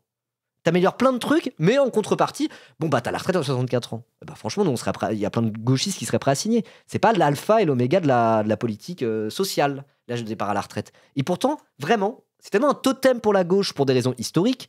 Il suffit de voir comment c'est le seul truc qui a réussi à nous mobiliser à ce point avec les manifestations contre la réforme des retraites, tout ça. Faut pas se faire avoir à ce jeu-là de la fétichisation, genre. Vous voyez ce que je veux dire ? C'est pas le seul truc qu'il y a dans la vie. Pourquoi je dis ça ? Parce que là, c'est ce qu'ils sont en train d'essayer de faire, la Macronie. Et c'est ce que le PS est en train d'essayer de faire. De dire, le budget pue la merde, tout est nul à chier. Le monde n'a jamais été aussi mal. Mais attention, on a une suspension de la réforme des retraites, c'est pas ce que vous vouliez. Non, quand on est de gauche, même quand on va avoir une vision de classe de la société, quand on veut un monde meilleur, c'est pas que ça. On ne doit pas se contenter d'uniquement un retour de la retraite à 62 ans. Et je veux dire, parfois, à trop se focaliser là-dessus, on a tendance à s'en oublier tout le reste. De la même manière qu'en se focalisant trop uniquement sur la politique de redistribution via la fiscalité, parfois on a tendance à en oublier ce que c'est que l'exploitation capitaliste, les conditions de travail des gens, l'aliénation. Vous voyez ce que je veux dire ? Donc de la même manière que parfois, il ne faut pas oublier la question de l'exploitation et de l'aliénation qui peut se cacher derrière, être cachée par des questions fiscales et de redistribution, il ne faut pas non plus cacher toutes les questions sociales derrière la question de l'âge de départ à la retraite, qui est un peu un totem de la gauche. Il faut être plus ambitieux que ça. Et si être plus ambitieux que ça, parfois ça doit passer par dire non mais arrêtez de nous casser les couilles avec tout le temps l'âge de départ à la retraite, est-ce qu'on peut parler d'autres choses ? Ce n'est pas l'alpha et l'oméga de la politique sociale. Moi je pense qu'il faut être prêt à le faire à gauche. Vous voyez ce que je veux dire ? Voilà. Alors moi je suis pour la retraite à 60 ans, hein, évidemment. Mais je suis pas que pour ça. Voilà. Et je veux dire, si quelqu'un décide de mettre la retraite à 60 ans en augmentant le travail hebdomadaire et en éclatant le droit du travail, mais en échange de quoi on a la retraite à 60 ans, moi je suis pas sûr de signer. Je pense que je ne signe pas. Vous voyez ? Ils essayent de nous acheter à bas prix, de manière générale. Alors ça marche très bien avec le PS, ça marche pas trop avec les autres. Mais à un moment donné, va se poser la question de à quel prix ils veulent nous acheter. Peut-être qu'un jour cette question se posera. Et quand cette question se posera, il ne faudra pas, par fétichisation de l'âge de départ à la retraite, se laisser acheter à un prix qui est trop bas pour nous. Moi, ce que je veux, c'est pas juste la retraite à 60 ans au bout d'un moment. Donc arrêtons de parler que de ça tout le temps, comme si c'était l'alpha et l'oméga d'une politique de gauche ou une politique de juste et sociale. Parce que normalement, j'ai l'instinct que tout ça va finir par se retourner contre nous et qu'il faut avoir des ambitions qui sont peut-être au-dessus que ce simple ajustement-là. Voilà. On demande aux députés, en réalité, ça serait une première, de voter la réforme elle-même. Parce que dans l'amendement, il y a le fait que... Parce que là, c'est un peu ce qui se passe avec cette sorte de projet de loi de financement de la sécurité sociale. C'est en mode genre, mais il va y avoir les retraites quand même. Les retraites, c'est hyper important les retraites. Oui, c'est hyper important les retraites. Mais si tout le reste du budget de la Sécu pue la merde, moi je m'en bats les couilles de leur suspension de la réforme des retraites. Voilà. Et je pense qu'il faut savoir le dire, ne pas se laisser avoir par ça. Parce que là, on voit très bien la stratégie d'en face. On voit très bien la stratégie d'Apolline de Malherbe qui est en mode genre, mais regardez, ils sont honnêtes par rapport à la réforme des retraites, c'est ce que vous vouliez, vous avez fait que gueuler contre la réforme des retraites pendant des mois, et là, vous n'êtes pas content. Bah oui, on n'est pas content, parce qu'il n'y a pas que la retraite dans la vie comme axe d'amélioration de la société, quoi. Voilà, c'est ça que je voulais dire.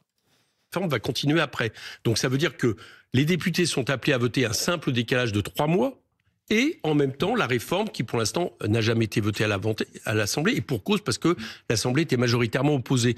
Donc c'est un jeu de dupes, c'est une arnaque, et effectivement, vous avez raison de dire qu'ils ont réservé cet article, puisque c'est la caution que qu'on donne au Parti socialiste pour qu'il vote le projet de loi de finances de la sécurité sociale. Non, on ne va pas la voter. Vous voterez contre la suspension de la réforme des retraites ? On a voté contre. Oh, wow, un scoop. Pauvre, tu es Apolline de Malherbe.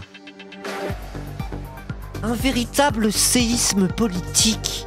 Une info spéciale BFM TV. Un véritable séisme politique. LFI fait volte-face et ne veut pas voter la suspension de la réforme des retraites. Ils sont du côté du grand capital et du patronat. Vous voyez, c'est des menteurs. On s'en bat les couilles!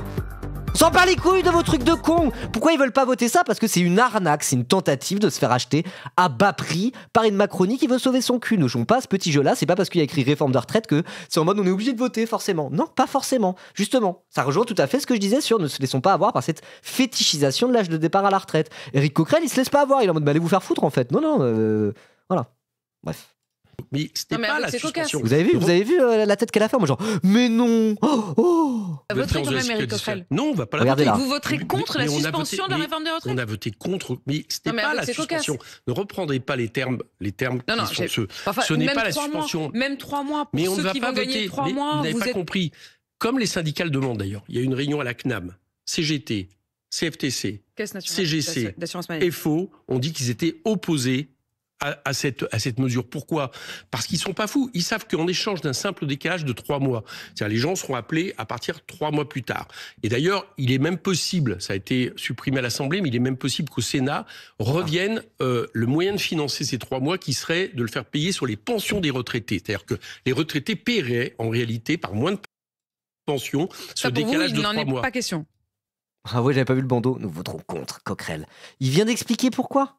Alors après, moi, il y a un autre truc où là, ça, pour moi, c'est un truc, n'importe quel politicien qui se présente à des élections est pris dans ce jeu et ça m'énerve. Il est en mode genre, on va pas toucher aux pensions des retraités pour financer une baisse de l'âge de départ à la retraite. Bah pourquoi ? Pour quelle raison ? Que les retraités riches, on baisse un peu leurs pensions, ou au moins, on gèle leurs pensions pour pas que ça soit indexé sur l'inflation, pour récupérer quelques milliards et permettre de baisser l'âge de départ à la retraite. En quoi on n'a pas le droit de faire ça ? Comme si les retraités étaient un bloc monolithique. Il y a des retraités riches qui, en plus, ont beaucoup de patrimoine. Ils pourraient limite vivre sans retraite, sans pension de retraite, parce qu'ils ont des revenus fonciers, ce genre de choses. Il y a plein de retraités qui possèdent du patrimoine immobilier et qui, en plus, ont une bonne retraite. Pourquoi, eux, on ne devrait pas économiser ? Pourquoi on ne devrait pas aller chercher l'argent sur ces dépenses-là, par exemple ? Pour quelle raison ? Il n'y a aucune raison, d'un point de vue politique, moral ou éthique ou je ne sais quoi, à dire non, on ne peut pas toucher aux pensions des retraités riches. Et pourtant, même LFI ne parle jamais de cette solution-là. Pourquoi ? Parce que les retraités votent beaucoup. Il y a beaucoup de retraités en France et ils votent beaucoup. Et là-dessus, Les pensions de retraite du régime général sont capées. Ouais, mais on pourrait très bien baisser, on pourrait très bien économiser de l'argent. On va dire au-dessus de 2000 € de retraite, par exemple. Au-dessus de 2000 € de retraite nette, on dit, bah là, on gèle les retraites. C'est-à-dire qu'on arrête de les indexer sur l'inflation. En dessous de 2000 €, on continue à les indexer sur l'inflation. Ça pourrait être une mesure à même de ramener quelques milliards, quelques dizaines de milliards, je ne sais pas exactement, et à même de financer une baisse de l'âge de départ à la retraite. Pourquoi cette solution est inenvisageable, y compris par LFI? Parce que les vieux votent beaucoup. Non, vous n'êtes pas d'accord avec moi? Après, regardez, mais tu regardes un mélange de le patrimoine, le montant des retraites. Pourquoi c'est absolument impossible et inenvisageable de baisser certaines pensions de retraite ou au moins les figer? Si tu baisses la retraite des vieux bourges, il y a plein de casinos qui feront faillite. Bah, tant mieux. C'est de la merde, les casinos. Les casinos, c'est des entreprises qui se font de l'argent sur l'addiction au jeu d'argent des gens. Voilà. Sur une fausse bonne idée de désuniversaliser des trucs. Non, mais c'est pas désuniversaliser, c'est pas faire une retraite à deux vitesses. C'est pas forcer les retraités riches à aller faire de la retraite par répartition, tandis que la sécurité sociale reste réservée aux pauvres. C'est faire une variable d'ajustement en regardant en fonction du niveau de vie concret, du patrimoine et des revenus des gens pour faire plus de progressivité là-dedans, quoi. Voilà. On peut très bien faire ça. On le fait déjà côté recettes. En mode, c'est le principe de la progressivité de l'impôt. Tu vois? Donc on pourrait faire pareil pour les dépenses. Vous voyez ce que je veux dire? De toute façon, c'est pas eux qui ont cotisé directement pour leur propre retraite, les retraités riches. C'est nous qui cotisons actuellement pour les retraités riches. Donc si jamais, dans tous les cas, ils n'ont pas cotisé pour leur propre retraite, ils n'ont pas à avoir de retour sur investissement. Donc si on leur dit, ah là, ta retraite à 3000 € a passé à 2800, en quoi c'est contraire au grand principe universel de la sécurité sociale? Tu vois? Donc pour moi, c'est pas inenvisageable que de faire ça. Hein. Et c'est pas aller à l'encontre des grands principes de la Sécu, quoi. Voilà. Ben oui, il n'en est pas question. Mais nous, on va suivre ce que disent les syndicats. Il faut quand même bien trouver les sous quelque part. Non, ou alors j'ai dit de la merde, je sais pas, mais pour moi, c'est pas. Je sais pas. Pour moi, c'est possible de le faire. Allons-y. Alors, attendez, je vais revenir. Nous ne sommes pas pour un décalage. Nous ne sommes pas pour une subvention. Nous sommes pour une abrogation de la réforme des retraites. Nous disons qu'il y a des. Tu enlèves 2400 balles par an? Oui. Moi, je veux bien enlever 2400 balles par an à des retraités pétés de thunes qui possèdent 3 appartes, propriétaires de leur logement, qui ont des revenus fonciers et qui sont archi bien dans la vie. Bah ouais. Mais de la même manière que je suis prêt à faire payer plus d'impôts à des gens qui gagnent bien leur vie. À voir en fonction du patrimoine, à voir en fonction de pas mal de choses. Et un retraité pété de thunes, oui, je suis prêt à lui reprendre de la thune, il n'y a aucun souci. C'est pas un problème en soi. En quoi c'est inenvisageable? C'est comme dire taxer les riches. Baisser les pensions des retraités riches, ce serait comme. Si vous voulez, on augmente leur impôt massivement et ils gardent leur pension de retraite, mais on augmente massivement leur impôt. Ça me va aussi, ça revient au même. Hein. Qu'on leur donne un peu moins d'argent public, qu'on leur donne un peu moins de pension de retraite ou qu'on leur demande plus d'impôts aux retraités riches, ça revient à peu près au même. Mais les deux sont envisageables. C'est juste, là, je parle des retraités riches qui n'ont pas besoin d'avoir autant d'argent de par le système de répartition. Voilà. Moyen, ça c'est un autre débat après, de financer. Merci Max Levieux pour ton 12e mois. Merci beaucoup. Mangeons les riches, mais si vous voulez manger les riches, il y a énormément de vieux et de retraités qu'on va devoir manger. Vous voyez ce que je veux dire? Riches à partir de combien? Après, c'est à voir. On pourrait aussi faire un mélange de riches à partir d'un certain niveau de pension de retraite. Soit on gèle les retraites, soit on les baisse même un tout petit peu pour les plus riches. Et aussi, par exemple, indexer par rapport au patrimoine. Ce genre de choses, c'est pas impossible, c'est pas impensable. Juste se dire, les retraités qui ont 3000 balles de retraite, et qui en plus, parce qu'en plus, les retraités qui ont 3000 € de retraite, s'ils ont une retraite comme ça, une belle retraite, c'est qu'ils ont gagné déjà pas mal d'argent pendant leur vie d'actif. Et les gens de cette génération qui gagnaient pas mal d'argent pendant leur vie d'actif ont tous pu investir dans l'immobilier. Et maintenant, ils possèdent tout le patrimoine, quasiment, les vieux. Tu reprends la quantité de patrimoine qui est possédée par les plus de 65 ans, par les retraités, c'est immense. C'est immense. Donc, un retraité riche et multipropriétaire dans la majeure partie des cas possède du patrimoine qu'il garde pour lui. Donc oui, normalement, ça va. Si parce que les retraites, c'est vraiment sacré, on ne peut pas s'attaquer, y compris sur les pensions de retraite, à ces profils-là, bah, pour moi, il y a un souci. Vous voyez ce que je veux dire? C'est ce retour à l'âge de la retraite à 62 ans, par une légère augmentation des cotisations, par exemple le fait de faire cotiser les revenus du capital comme les dividendes, on trouve assez facilement plusieurs dizaines de milliards. Donc au moment où on se parle, vous l'affirmez, vous voterez contre. Ah bien sûr, mais comme ça a été fait en commission d'ailleurs, je vous rappelle, où on a voté contre avec le Parti communiste et avec les écologistes. Les ruptures conventionnelles sont dans le vise. Ok. Et oui, alors après, effectivement, ce que je dis, ça revient au même que taxer les riches. Mais si vraiment on taxait les riches, bah, du coup, les vieux retraités dont je parle, ils seront taxés aussi. Hein. Voilà. heures, notamment justement de l'Unédic, parce taxe directe le patrimoine alors. Ouais. Non mais après, comment tu mets des politiques publiques à même de faire mieux circuler le patrimoine aussi? Mais en attendant, tu pourrais très bien aussi se dire, bon bah les retraites de pension sont ajustées par rapport au patrimoine des gens qui touchent leur retraite. C'est-à-dire qu'un retraité qui gagne 2500 € par mois de retraite, et en plus de ça, il a 3 apparts, autant de revenus fonciers et propriétaire de son beau logement et qui va tout refiler ça à ses gamins qui seront déjà à l'âge d'être retraités, quoi. Là, aujourd'hui, on a des retraités très aisés qui possèdent énormément de patrimoine. Et qu'est-ce qui se passe quand ils vont mourir? Ils vont refiler leur patrimoine à leurs enfants en évitant au maximum l'impôt avec des SCI familiales. Et leurs enfants vont hériter quand eux-mêmes seront à 2 ans de la retraite. Du coup, on a le patrimoine qui se refile en circuit fermé chez les riches entre retraités. Et ça, il y a un vrai souci là-dessus. Donc prendre la porte, un peu comme la taxe Zuckman, prendre l'angle du patrimoine, indexer, dans certains cas, indexer les pensions de retraite sur le patrimoine des gens, ça serait à même de... Moi, c'est un ajustement que je trouve pourrait être logique. Voilà. Donc dire c'est hors de question de toucher aux pensions de retraite, pour moi, ça dépend de qui on parle. Voilà. Si c'est les vieux riches, moi, je suis largement prêt à toucher leurs pensions. C'est bon. C'est pas un totem sacré, quoi. Voilà. 19% de plus de conventions, de ruptures conventionnelles depuis 5 ans parce que ça coûte 9 milliards. Sachant qu'il y a déjà des vieux riches. Ils font quoi? Enfin, des vieux riches. Il y a déjà des riches qui sont en mode genre, oh bah, moi je vais prendre ma retraite le plus tôt possible, je vais arrêter de bosser, de toute façon je m'en fous, si j'ai 500 € par mois de retraite, je m'en bats les couilles parce que j'ai de la thune, j'ai un héritage, et j'ai du patrimoine, et j'ai des revenus fonciers. Donc en fait, voilà, moi je vais pouvoir me permettre de bosser moins que les autres et avoir une petite retraite. Il y a déjà des riches qui font ça. C'est déjà une stratégie chez les riches parce qu'ils ont des revenus de leur patrimoine qui font que même avec une retraite de merde, ça change rien pour eux. Et ils décident du coup de bosser moins et toucher une retraite de merde. Il y a des riches, ils font ça. Hein. Donc voilà. Et il y a des riches, bah, ils ont bossé, du coup ils veulent, enfin ils ont une bonne retraite plus plein de revenus du patrimoine. Mais s'ils ont trop de revenus du patrimoine et qu'ils n'ont même pas besoin tant que ça de leur pension de retraite, tu pourrais très bien la baisser, quoi. Voilà, c'est ça que je voulais dire. Bref, j'avais envie de tenir un peu ce discours-là, qui rejoint un peu le discours que j'avais avant sur la fétichisation de l'âge de départ à la retraite comme étant l'alpha et l'oméga de la politique. Parfois, il y a des trucs où on est très très sûr de nous, mais moi, ça me saoule un peu, quoi. Voilà. Depuis 5 ans parce que ça coûte 9 voilà, milliards. Parce que le vrai truc, c'est que les retraités, c'est un tiers des électeurs en France. Si tu commences à te mettre les retraités à dos, parce que les retraités se sentent eux-mêmes comme étant un bloc monolithique. Hein. On est en mode, c'est nous les retraités. On en parle toujours en tant que les retraités. Donc oui, même si tu es en mode genre on va baisser les pensions de retraite uniquement des retraités riches qui ont du patrimoine à côté, ben on peut être sûr que ça va pas être entendu comme ça va être déformé dans les médias. Et il y a plein de retraités qui ne sont pas concernés qui vont se dire ah bah non, je voterai pas pour eux, ils s'en prennent leurs retraités. Et pour moi, il y a un truc comme ça qui fait que voilà, il y a aussi un discours par rapport à ça qui fait que la gauche, il y a certains sujets, on a du mal à les aborder. Mais après, on a du mal à les aborder, on peut les aborder différemment de toute manière. Vous voyez, la Coquerel, il est en mode en taxant suffisamment les riches et le capital, dans tous les cas, tranquille. Le système de retraite par répartition, on peut le mettre à 60 ans, ça passe assez. Ce qu'il faut, c'est taxer suffisamment les riches et le patrimoine. Mais voilà, oui, vous voyez ce que je veux dire, quoi. En tout cas, je trouve que c'est des discussions qui sont intéressantes.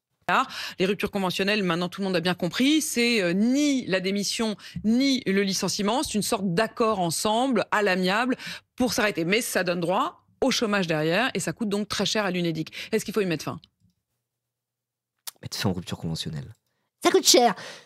Vous savez qui voulait généraliser le recours à la rupture conventionnelle pour pouvoir créer de la mobilité face au travail et que des gens puissent être maîtres de leur carrière plus facilement? Emmanuel Macron. Macron, quand il s'est fait élire, il était en mode genre on va généraliser les ruptures conventionnelles. Il faut que les Français qui puissent faire preuve de flexibilité, se reconvertir, puissent négocier avec leur patron des ruptures conventionnelles pour qu'ils puissent toucher le chômage et se préparer à la suite de leur carrière. Ça crée de la mobilité interprofessionnelle, c'est super. Et là, il est en mode genre, ah non, en fait, ça coûte de l'argent public, ça dégage. Soyez des esclaves et fermez vos gueules, quoi. C'est insupportable. Déjà, ils ont supprimé le chômage pour ceux qui font des abandons de poste. Moi, comment j'ai pu me reconvertir à un moment donné? J'avais un métier que je détestais. J'ai voulu me reconvertir pour être prof de maths. La République française manque de profs de maths, hein, je tiens à le dire. Il y a un manque de profs de maths et de profs de français, mais genre ultra vénère, quoi. Donc en vrai, voilà, moi qui ai quitté mon taf pour devenir prof de maths, service rendu à la République quelque part. Je dirais même un droitard, même Macron, si j'avais en face, je lui dirais « Manu. Moi j'ai quitté mon taf pour devenir prof de maths car la France et la République manquent de profs de maths. Il pourrait pas me critiquer là-dessus. Vous êtes d'accord qu'il pourrait pas me critiquer là-dessus? Qu'est-ce qui s'est passé pour ces reconversions? J'ai demandé une rupture conventionnelle qui aurait rien coûté en termes de prime de licenciement ou quoi que ce soit à ma boîte parce que j'avais bossé moins d'1 an chez eux. Ils ont dit non, par principe on ne le fait pas. Du coup, qu'est-ce que j'ai dû faire pour pouvoir toucher un chômage, sachant que j'avais bossé des années avant en alternance, donc mes droits au chômage étaient ouverts. Moi, ce que je voulais, c'est pouvoir toucher le chômage pour pouvoir, avec ce chômage-là, me reconvertir, préparer le CAPES et pouvoir devenir prof de maths. Ce que j'ai pu faire, et ben, j'ai fait un abandon de poste. J'avais pas le choix, j'aurais préféré le faire par rupture conventionnelle, ça aurait ouvert mes droits au chômage. J'ai pas pu le faire parce que le patron est en mode genre non, on fait pas nous par principe. Déjà premièrement on va te faire foutre et deuxièmement ok, vous faites pas par principe et alors moi je vais faire un abandon de poste et comme ça je toucherai le chômage. Qu'est-ce que vous voulez que je vous dise? Et c'est ce que j'ai fait et j'ai pu passer le CAPES en candidat libre. Je l'ai préparé, j'ai travaillé pour l'avoir avant et j'ai pu devenir prof de maths. Voilà, devenir un agent de l'État de l'école républicaine. Donc je veux dire c'est plutôt une bonne chose. Vous voyez ce que je veux dire? C'est plutôt une bonne chose en soi. Tout ça pour dire que Macron il a fait passer des lois comme quoi l'abandon de poste n'ouvre plus au chômage. Donc j'aurais je n'aurais pas pu le faire. Et maintenant, ils sont en mode les ruptures conventionnelles, même ça, on va supprimer maintenant. Donc ça veut dire que maintenant, tu es dans un boulot que t'aimes pas et tu veux te reconvertir, va te faire enculer. Tu ne pourras plus. Travail esclave. Il faut qu'on vole, il faut que le patronat prenne ta plus-value, quoi. C'est la ligne de Macron. Hein. Vraiment, c'est une trahison par rapport à l'esprit macroniste originel de la flexibilité, la modernité et l'ubérisation heureuse. Ça va à l'encontre du macronisme originel, cette histoire. Vous voyez ce que je veux dire? Et là, ils veulent carrément supprimer les ruptures conventionnelles. Non, mais allez vous faire foutre, normalement. Remettez en place l'esclavage à ce moment-là. Ça sera plus clair. Hein. Après Twitch gauchiste, Twitch travailliste va faire une capsule pour critiquer les gauchistes improductifs. Salut le rap du futur, ça va? Oui, maintenant, les ruptures conventionnelles, c'est tendu, mais encore pire de retrouver un CDI dans l'industrie. En plus... Ouais, le chômage, c'est juste si tu te fais virer. Uniquement. Alors qu'avant, il y avait... Enfin non, parce que quand tu te fais virer pour faute grave, un abandon de poste, c'est ça. Tu te faisais virer pour faute grave, et donc du coup, tu touchais le droit au chômage. Maintenant, c'est plus considéré comme une faute grave, ils ont démerdé pour plus pouvoir l'avoir. Quoi. Bon. Bref. En tout cas, il ne faut pas le faire payer sur le dos des salariés, parce que c'est ce que j'ai lu là ce matin, c'est que c'est ça qui va être sur la table. On a créé les ruptures conventionnelles pour permettre plus facilement des licenciements. C'est ça l'histoire, hein, c'est-à-dire pour arriver à s'entendre et au lieu que ça passe par soit des plans sociaux, que ce soit ça passe par éventuellement aller devant le tribunal, on licencie plus facilement les salariés. D'accord, le prud'homme, excusez-moi, vous avez raison, j'étais en train de chercher le mot, merci beaucoup. Donc on a fait cette situation. Et là, maintenant, on veut revenir, mais au détriment des salariés. C'est pas acceptable. Soit on revient sur les ruptures conventionnelles parce qu'on estime que c'est un mauvais système, et dans ces cas-là, il faut revenir au licenciement économique avec toutes les garanties pour les salariés qui sont derrière, et il y en a de nombreuses, mais il est hors de question de revenir sur ce qui serait des jours de carence, moins d'indemnités, etc. Donc ça, ce qui fait payer sur les salariés les raisons du licenciement, c'est non. Les primes de Noël Bon ouais, j'ai rien à rajouter, il a raison. Et puis il y a aussi ce truc-là de symboliquement dire on supprime les ruptures conventionnelles, c'est en mode tu ne peux plus, en tant que salarié, tu ne peux plus t'arranger avec ton patron sur la base d'un accord commun pour te dire j'aimerais quitter ce travail. Et voilà, tout en ouvrant ses droits au chômage pour une reconversion typiquement. Ce que beaucoup de Français ont pu faire par le passé. Enfin déjà les ruptures conventionnelles sont assez peu acceptées, mais dans le principe c'était ça. Et encore une fois, Macron défendait la généralisation de la rupture conventionnelle pour créer de la mobilité professionnelle, quoi. Donc, enfin, ça pue la merde, quoi. Ça pue la merde. C'est aussi encore un aveu d'échec pour la politique macronienne et pour le projet macronien. Au final, plus ça va, plus le Macron qui est censé être moderne et adapté à la réalité du monde du travail de demain, ça devient une espèce de vieux droitard à l'ancienne dont le seul discours et la seule idéologie pourrait être bosse et ferme ta gueule, esclave, quoi. Voilà. Sachant qu'en plus tout ça s'inscrit aussi dans des politiques d'attaque sur notre système de chômage. On est passé de 24 points d'indemnisation de chômage maximum à 15 mois en quelques années. Ils voulaient faire passer à 1 an. Jamais plus d'un an de chômage. Parce que ça coûte trop cher. Alors que quand tu regardes concrètement dans les finances publiques ce que ça coûte l'assurance chômage, oui ça coûte cher mais c'est pas les 211 milliards d'aides aux entreprises non plus, quoi. Ça va. Ça coûte pas si cher que ça. C'est pas la retraite par répartition, le remboursement des soins ou les 211 milliards d'aides aux entreprises. C'est quand même beaucoup moins, quoi. Voilà. C'est comme potentiellement... Je retourne en arrière. Donc voilà, pour la rupture conventionnelle, moi ça me donne envie de gerber toutes ces histoires. Et ça me rappelle, moi quand j'étais encore salarié, et à quel point du coup j'ai pu profiter de quelques petits trucs quand même. Et ça a eu un changement de fou dans ma vie, quoi.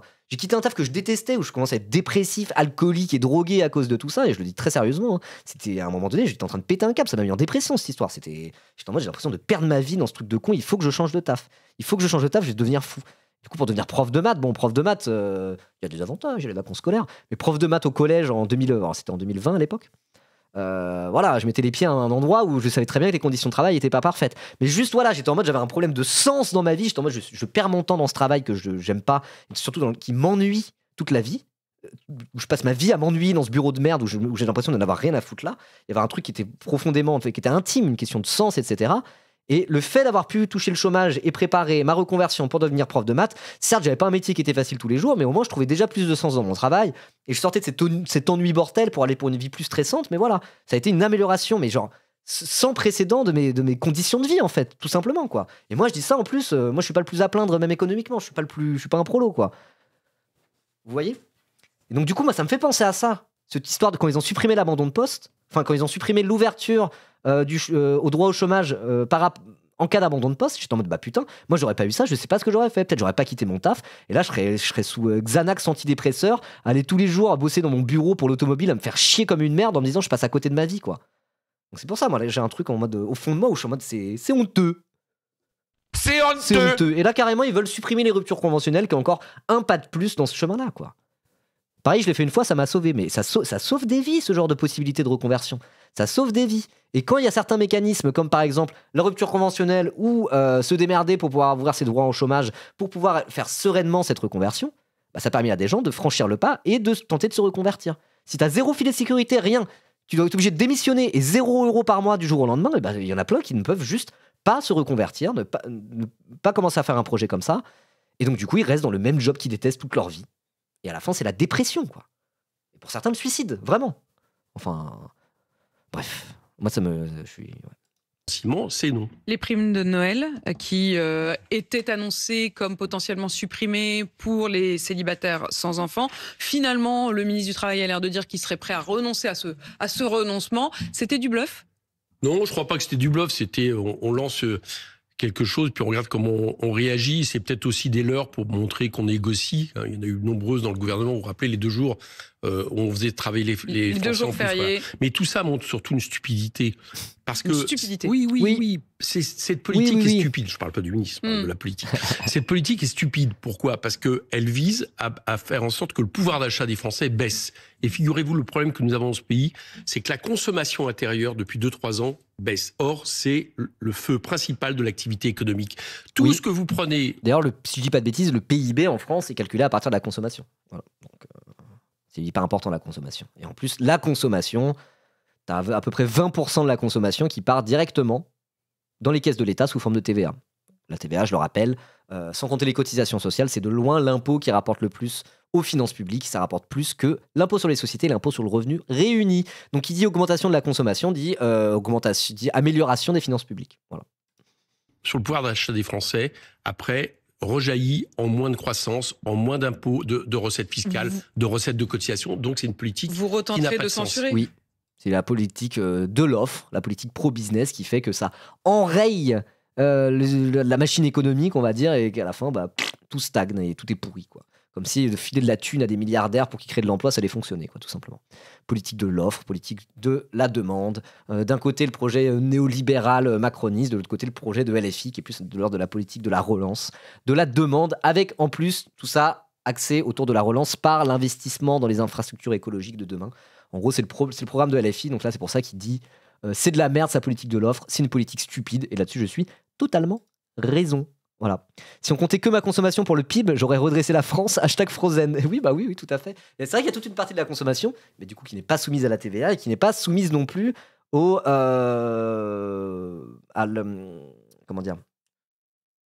l'estimation du PIB.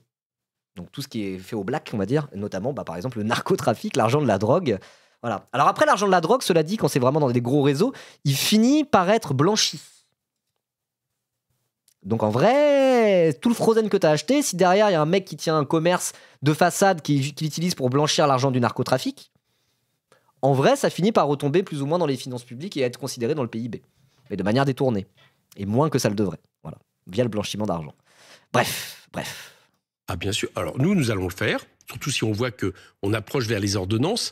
Voilà. Mais manifestement, j'ai cru comprendre que le Parti Socialiste, comme il l'a fait avec M. Bayrou, comme il l'a fait lors du vote, de la censure, vote de confiance par rapport à M. Lecornu, comme il est en train de le faire vis-à-vis des recettes du projet de loi de finances de la Sécurité sociale, comme il le fait aussi en permettant au gouvernement de gagner du temps, manifestement, ne le fera pas, ou en tout cas ne le fera pas avant, ce qui montre que quand vous avez plusieurs points comme ça fait une ligne. Et la question qu'on peut se poser aujourd'hui, c'est est-ce que le Parti Socialiste fait partie ou pas du socle gouvernemental? Ou effectivement qu'il n'est plus dans l'opposition. En tout cas, merci.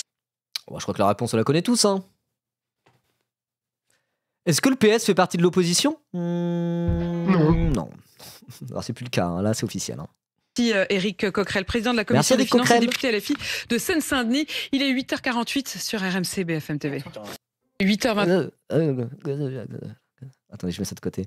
Ok, bon, encore une très très bonne prestation de la part d'Éric Coquerel. Hein. C'est super ça. Franchement, je trouve que vraiment c'est l'homme. Dès qu'il y a des discussions budgétaires, bon, disons qu'il n'est pas président de la Commission des Finances pour rien. Mais je veux dire, on voit que bon, il sait de quoi il parle. Moi, je trouve que c'est vraiment l'homme de la situation. C'est quoi ça? Qu'est-ce que c'est que ça?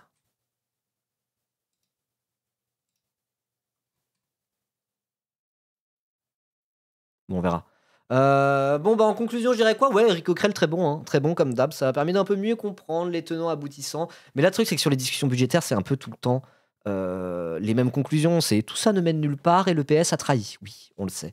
Et moi, ouais, je commence pas à en avoir mal de parler de politique budgétaire et fiscale, mais au bout d'un moment, ça devient très technique et puis on se perd sur du très technique. Et moi, est-ce que vraiment c'est le discours que j'ai envie de véhiculer le plus? C'est une analyse techniquement des débats budgétaires? Pas forcément, pas forcément. Voilà, donc j'aimerais quand même redire que quand on parle de fiscalité, il y a plein de sujets dont on ne parle pas, comme notamment l'exploitation, les conditions de travail. Et moi, j'aimerais bien qu'on sorte un peu de cette séquence budgétaire pour pouvoir aussi parler du reste, tout simplement. Voilà. Dans tous les cas, si vous regardez la vidéo sur YouTube, la VOD sur YouTube, n'hésitez pas à vous abonner et à lâcher un petit like, tout ça, si vous avez passé un bon moment et que vous avez trouvé ça intéressant. Bisous.